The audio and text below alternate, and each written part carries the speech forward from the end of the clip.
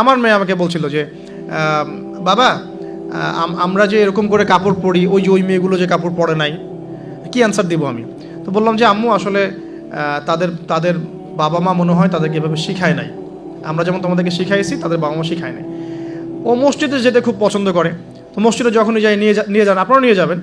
আর আমাদের সমাজে তো মসজিদে নিয়ে গেলে ধমক দেয়, হ্যাঁ, ডিস্টার্ব হয়। আর টার্কির মতো জায়গায় দেখবেন, টার্কিতে মসজিদে ঢুকলে চকলেট দেয়, গিফট দেয়।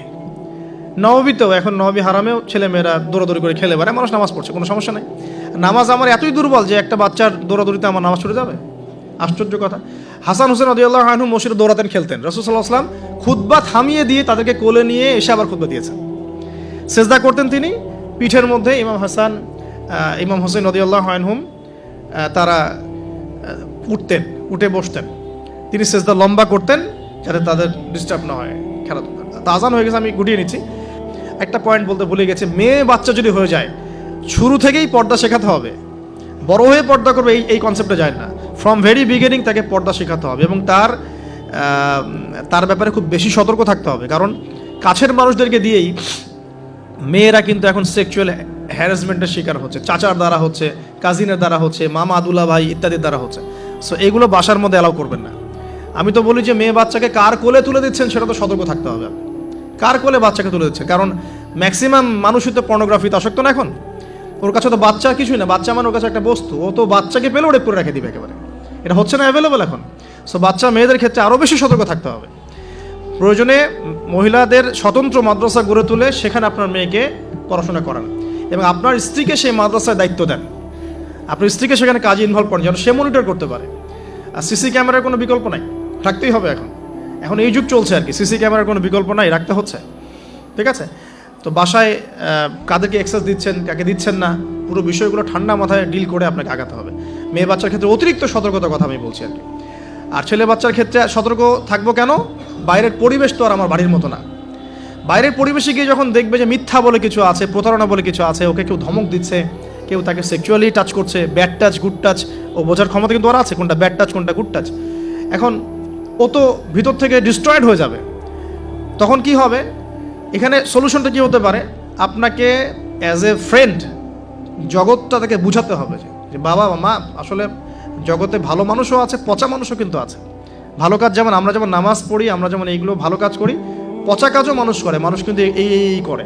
বাচ্চা কিন্তু প্রশ্ন করবে, বাবা এটা কেন, ওটা কেন, আব্বু এটা কেন, ওইটা কেন। সব প্রশ্নের উত্তর আপনাকে দিতে হবে। সব প্রশ্নের উত্তর দেওয়ার মতো আপনার ধৈর্য থাকতে হবে। কারণ আপনার ডিউটিটা কিন্তু বাইরে শেষ না, জব সেক্টর ডিউটি শেষ না। বাসায় ঢুকবেন, ডিউটি শুরু হবে।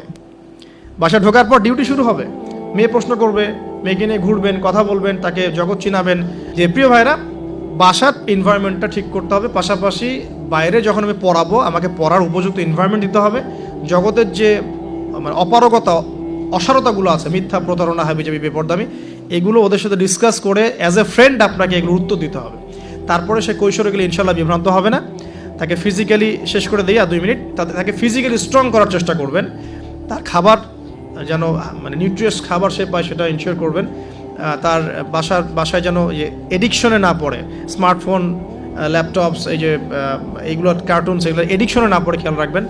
ইসলামিক এনভায়রনমেন্ট তৈরি করেন, প্রয়োজনে ইসলামিক কার্টুনস দেখান, হ্যাঁ, ইসলামিক কালচারে বড় করেন।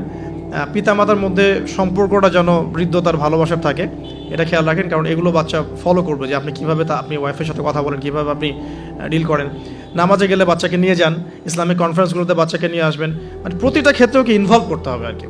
এভাবে আস্তে আস্তে যখন সে দেখবেন টিনেজে চলে গেছে, তখন সে ভালো মন্দ নিজেই বোঝা শিখবে।